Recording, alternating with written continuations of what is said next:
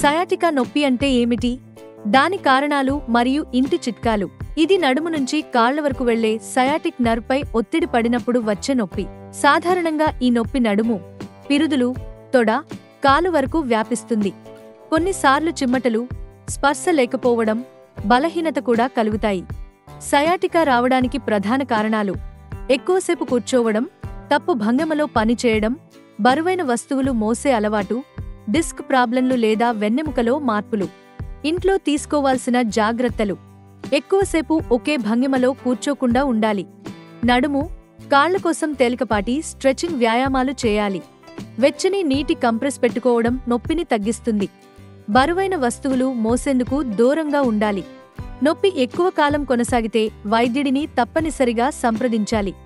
ఇలాంటి మరెన్నో ఆసక్తికరమైన సమాచారం కోసం మా ఛానల్ను సబ్స్క్రైబ్ చేసుకోండి.